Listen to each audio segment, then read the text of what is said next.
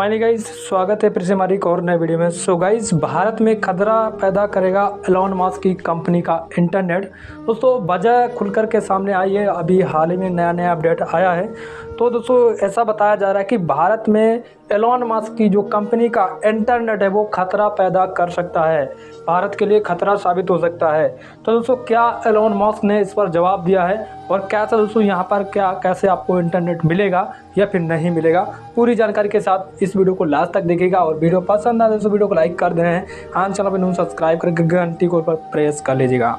दोस्तों Starlink internet in India Bharat की मोदी सरकार की सभी शर्तों को मानने के बाद अब टेस्ला और स्पेसएक्स सीईओ का एलोन मस्क भारत में अपनी कारोबारी पारी खेलने के लिए दोस्तों शुरुआत कर रहे हैं। एलोन मस्क और अपनी कंपनी स्टारलिंक की इंटरनेट सेवाएं भारत में देने के लिए जा रहे हैं। इसी बीच दोस्तों एक ऐसा दावा किया गया है कि जिसमें एलोन मस्क की कंपनी का इंटरनेट भारत का लिए नुकसानदेह हो सकती है। तो दोस्तों वो क्या है आइए जानते हैं उसके बारे में। दोस्तों भारत का स्टारलिंक इंटरनेट से नुकसान होगा, ये दावा कूटनीति फाउंडेशन की तरफ से किया गया है। इसका थिंक टैंक और स्टारलिंक इंटरनेट को भारत के लिए भेड़ की खाल में भेड़िया बता दिया है।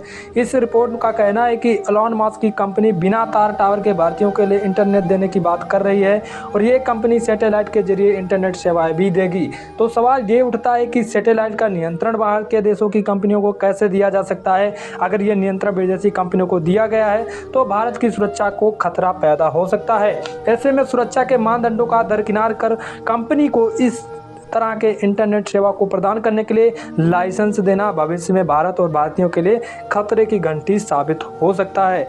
तो दोस्तों वहीं अपनी सुरक्षा में ध्यान में रखकर भारत ने एक बढ़ाया है कदम, जो कि कंपनी ये भी बताया है कि एलोन मस्क की स्टारलिंक का सबसे बड़े ग्राहक अमेरिका और अमेरिका की सेना है। ऐसे में वो बगैर किसी हित के लिए भारत इंटरनेट देने को राजी हो गए हैं।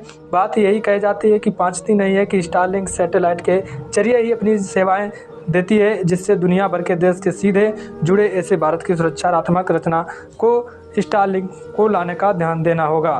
तो दोस्तों ऐसे में दोस्तों अब यहाँ पर जियो और एयरटेल को भी डर बैठा है।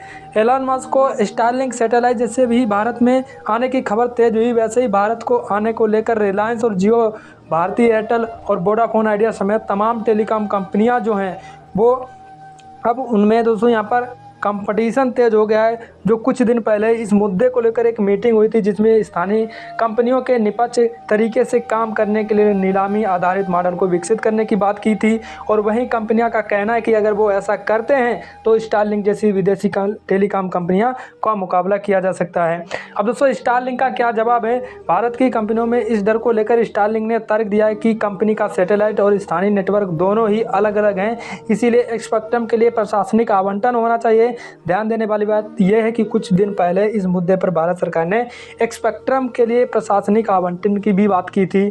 तो दोस्तों यहाँ पर वही सीधे सोमवार को एलोन मस्क की कंपनी के सुरक्षा में संबंधी भारत सरकार की शर्तों को मान लिया गया। एलोन मस्क की स्टारलिंक ने डेटा सुरक्षित संबंधित समस्याओं का समाधान भी बताया है और बताया कि भारत सरकार इन दोनों शर्तों को मानने के बाद ही अब स्टारलिंक में भारत की एंट्री होने वाली है। लेकिन दोस्तों जो अफवाह फैलाई गई थी उसको साफ कर दिया है एलोन मस्क ने और रास्ता साफ कर दिया है।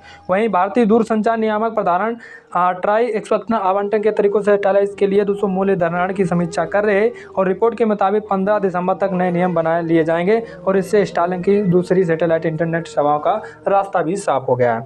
तो दोस्तों यहाँ पर जो भी अभी झंझट चल रहा था, मुद्दा चल रहा था, तो वो पूरा मुद्दा साफ कर दिया गया और अब फिर से दोस्तों यहाँ पर आपको इंटरनेट की जो सुविधा है वो स्टारलिंक से देने के लिए जारी हो जाएंगे। बाकी दोस्तों ये छोटी सी जानकारी पसंद आए वीडियो को लाइक जरूर करें।